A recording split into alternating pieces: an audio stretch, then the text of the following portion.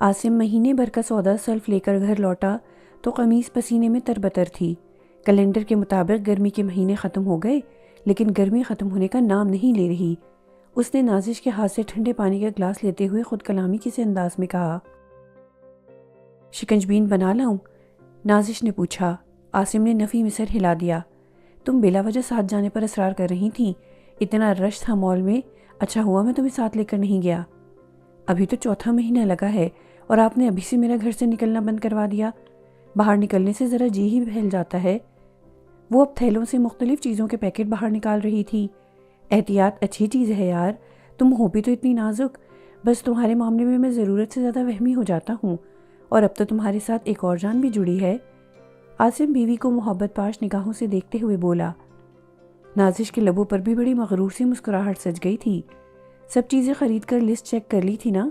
उसने पूछा। हाँ हाँ, तुम्हारी फहरिस्त के मुताबिक ही एक एक चीज़ ली है, कोई कमी बेशी नहीं। बस अब उठा कर रखो ये सामान, बल्कि तुम रहने दो, मैं खुद रखता हूँ। आसिम ने थैले उठाने चाहे, लेकिन इसी वक्त नाजिश की निगाह शैम्पू की बोतल पर जा पड़ी थी। ये क्या आसिम, आप फिर से ये वाला शैम्पू उठा लाए? वो शैम्पू की बोतल थैले से निकालते हुए चीखी तो पड़ी। एक लम्हे के लिए आसिम सटपटा गया था। ध्यान नहीं रहा यार, बेख्याली में ये वाला शैम्पू ही उठा लिया। अगली बार ध्यान से वही शैम्पू ले आऊँगा जो तुम मंगवाती हो। उसने बीवी को तसल्ली देना चाहिए। पिछले 2 माह से मेरा शैम्पू खरीदते हुए ही आपका ध्यान भटक रहा है, बाकी चीज़ें तो बिल्कुल लिस्ट के मुताबिक आई हैं। नाजिश का मूड बुरी तरह बिगड़ गया था। कहा ना अगली बार ला दूंगा, आसिम ने रसानियत भरे अंदाज में जवाब दिया। जी नहीं, इस बार मैं अगली बार के लारे में नहीं आने वाली। आप कल ही जाकर ये शैम्पू बदलवा कर मेरे वाला शैम्पू लाएंगे। नाजिश का अंदाज कतई और अटल था। यार, बाल ही तो धोने हैं, क्या फ़र्क पड़ता है ये वाला हो या वो वाला? आसिम झिंझला गया। फ़र्क पड़ता है, इसीलिए तो वो वाला मंगवाती हूँ। इम्पोर्टेड शैम्पू है, मेरे बालों को वही सूट करता है। बाकी किसी भी शैम्पू से सर धोऊं तो बाल बिल्कुल रूखे और बेरौनक हो जाते हैं। मेरे बालों को सिर्फ वही रास आता है। इसने 2 टोक अंदाज में बावर करवाया। और तुम्हारा वो इम्पोर्टेड शैम्पू कितना महंगा है, इसका अंदाज़ा है तुम्हें? जितने पैसों में सिर्फ एक शैम्पू की बोतल आती है, इतने पैसों में महीने भर के राशन के 2 आइटम आ गए हैं। आसिम ने चिढ़कर जताया। तो यूं कहे ना, जानबूझकर नहीं लाए। ये क्यों कह रहे हैं कि बेध्यानी में भूल आया? नाजिश ने तंज किया। हाँ, नहीं लाया जानबूझकर। क्या कर लोगी? तुम्हारे इन अलले तल्लों पर बर्बाद करने के लिए फालतू पैसा नहीं है मेरे पास। तुम्हें क्या पता इस बढ़ती हुई महंगाई का मुकाबला करने के लिए कितनी जान तोड़ मेहनत करनी पड़ती है। अपनी हक हलाल की कमाई इन फजूल खर्चियों की नज़र नहीं कर सकता मैं। आसिम की बर्दाश्त भी जवाब दे गई थी। मैं किन अलले तल्लों में आपके पैसे बर्बाद करती हूँ, बताएं ना ज़रा। जिस सब्र शुक्र से आपके साथ गुजारा कर रही हूँ, बजाय इसके कि आप मेरी साबिर शाकिर फितरत का इदराक और एतराफ़ करें, आप उल्टा मुझे ताने मार रहे हैं। नाजिश इसके ताने पर बिलबिला ही तो गई थी। हाँ, साबिर शाकिर और तुम? आसिम ने इस्तेहज़ाई अंदाज में खुद कलामी की। एक शैम्पू की बोतल ना मिलने पर इतना वावेला मचा दिया है, हद होती है ना शुक्रपन की। तुम्हारा इतना ख्याल रखता हूँ, वो किसी गिनती शुमार में नहीं। तुम्हारी हर ख्वाहिश और फरमाइश पूरी करने की अपनी से हर मुमकिन कोशिश करता हूँ, फिर भी तुम्हारे शिकवे ही ख़त्म नहीं होते। नाजिश का गुस्से से बुरा हाल था तो आसिम कौन सा शांत था। वो भी दिल की भड़ास निकालने लगा। मैं ना शुक्री हूँ?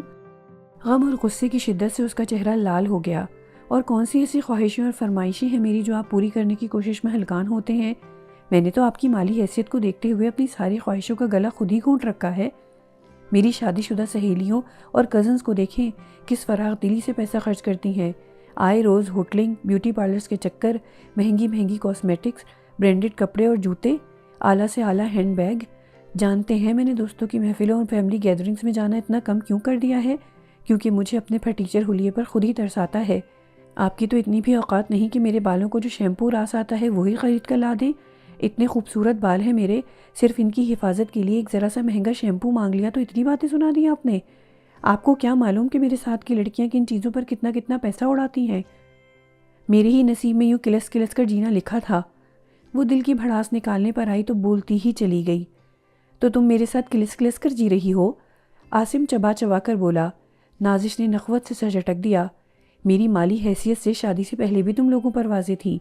क्यों की मुझ जैसे कंगले से शादी? किसी ऐसे से शादी करती जो तुम्हारी हस्बे मंशा मयार ज़िंदगी फराहम करता। भले से हलाल कमाता या हराम, تمہاری خواہشات کی تو تسکین کرتا نا۔ ایک اکیلے ہی حلال کمانے والے نہیں ہیں آپ، بتیرے ہیں جو حلال کماتے ہیں اور وافر کماتے ہیں۔ بس میرے ہی نصیب پھوٹے تھے، اچھے بھلے دو چار رشتے آئے ہوئے تھے، جانے امی ابو نے آپ میں کیا دیکھا۔ نازش اب واقعی حد سے بڑھ رہی تھی۔ زیادہ زبان مت چلاؤ، کہیں میرے منہ سے کچھ الٹا سیدھا نہ نکل جائے۔ عاصم دھاڑا تھا۔ کیا الٹا سیدھا؟ دھمکا رہے ہیں آپ مجھے؟ آپ مردوں کے پاس طلاق دینے کے سوا دھمکی ہی کیا ہے؟ دینی ہے تو دے کر شوق پورا کر لیں۔ اس کی دھاڑ پر نازش بھی مزید بفر گئی تھی۔ بند کرو بکواس۔ عاصم کا ہاتھ گھوما تھا اور زناٹے دار تھپڑ اس کے چہرے پر رسید کر دیا تھا۔ تھپڑ کی تکلیف سے زیادہ بے یقینی تھی جس نے نازش کو اپنے حصار میں لے لیا۔ وہ گال پر ہاتھ رکھ کر پتھرائی ہوئی نگاہوں سے عاصم کو دیکھنے لگی۔ عاصم کرسی کو ٹھوکر مارتا کمرے سے باہر نکل گیا تھا۔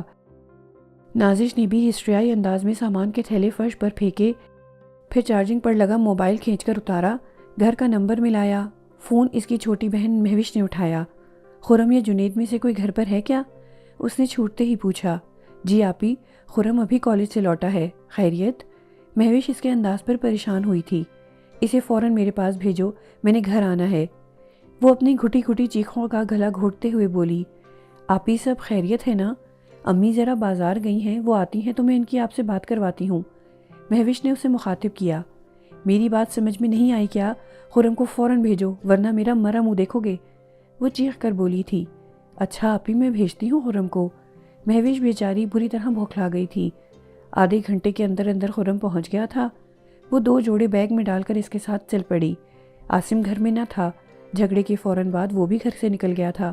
نازش نے نہ اس کے انتظار کی زحمت کی نہ گھر کو لاک کرنے کی۔ 25 منٹ بعد وہ ماں سے سینے سے چمٹی بری طرح بلک رہی تھی۔ کیوں پریشان کر رہی ہے نازش؟ بتا تو صحیح ہو کیا گیا ہے؟ رافعہ اس کے بکھرے بال سمیٹتے ہوئے بولیں۔ اس کے یوں رونے پر ان کا دل ہول رہا تھا۔ کیا عاصم بھائی سے جھگڑا ہو گیا ہے آپی؟ مہوش نے پریشانی کے عالم میں دریافت کیا تو وہ روتی ہی رہی۔ عاصم تو بڑا بھلا مانس بچہ ہے، اس کی فطرت میں تو جھگڑالو پن ہے ہی نہیں۔ بتا تو صحیح نازش، آخر ہوا کیا ہے؟ رافعہ اس کی خاموشی سے عاجز آ گئی تھی۔ آپ کے اس بھلے مانس داماد نے ہاتھ اٹھایا ہے مجھ پر، وہ روتے روتے بھی تڑک کر بولی تھی۔ رافعہ سن کر ساکت رہ گئی تھیں۔ نہ صرف ہاتھ اٹھایا ہے بلکہ طلاق کی دھمکی تک دی ہے۔ اس نے ماں کی معلومات میں مزید اضافہ کیا۔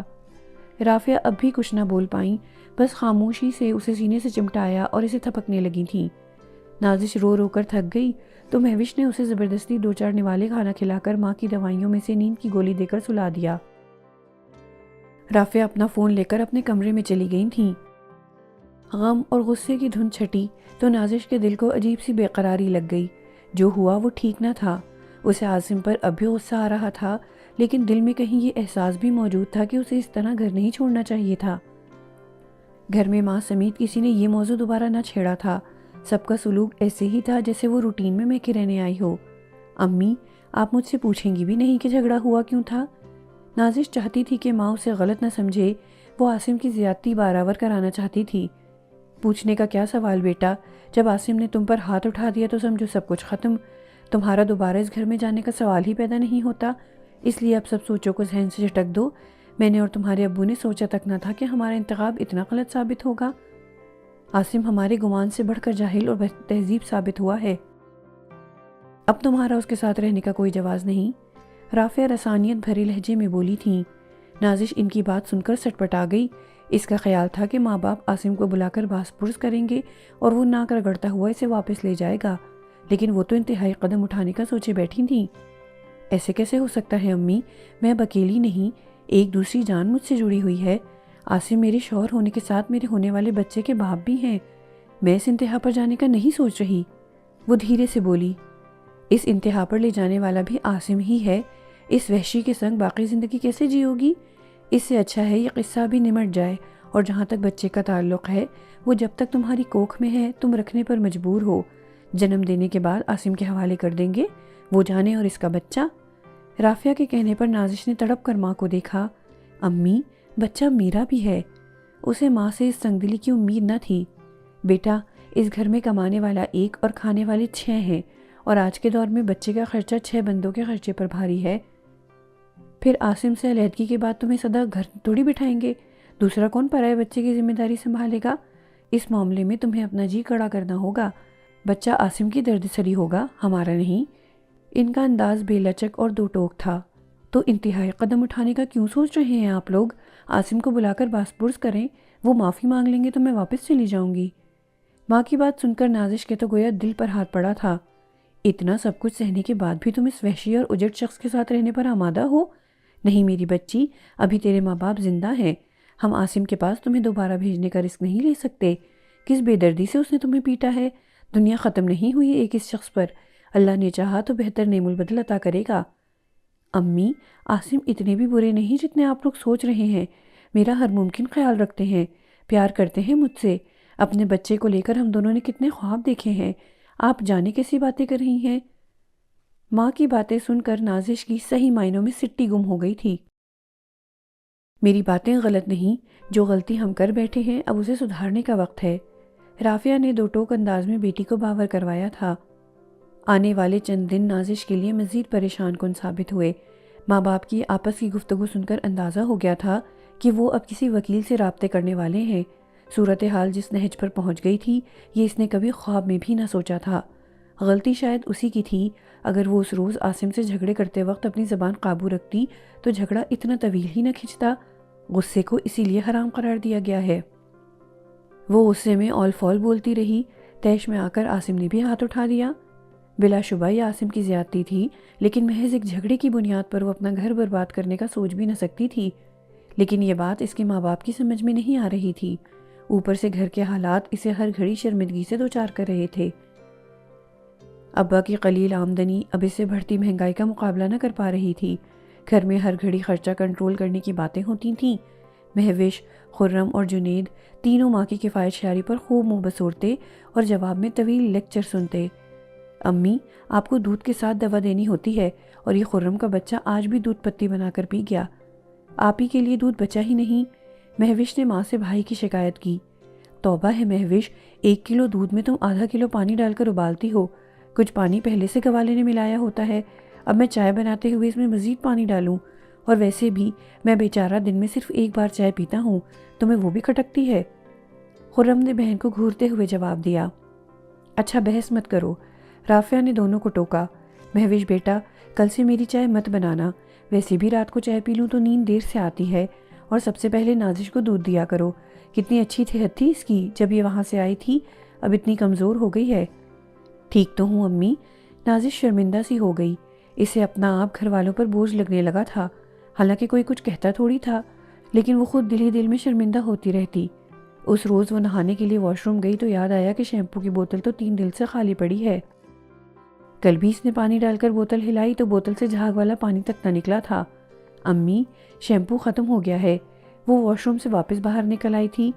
مہوش بیٹا، کچن کیبنٹ میں سے شیمپو کا ساشے نکال کر بہن کو لا دو، رافعہ نے مہوش کو پکارا۔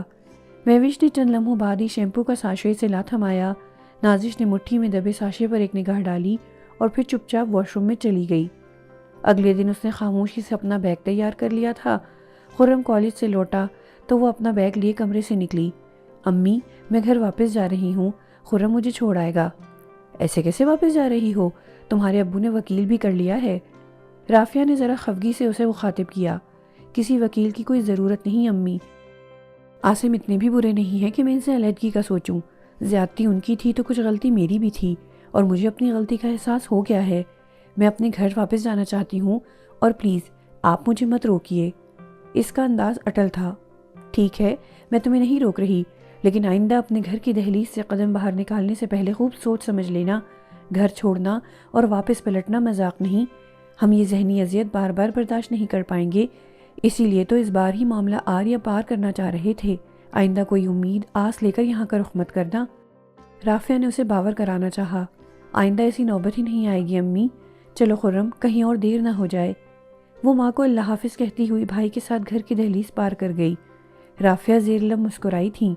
صبح آسم کا فون آیا تھا تو انہوں نے اسے خوشخبری سنا دی تھی کہ ان قریب اس کی بیوی گھر لوٹنے والی ہے۔ آسم اپنی زیرک اور معاملہ فہم ساس کا تہ دل سے مشکور تھا۔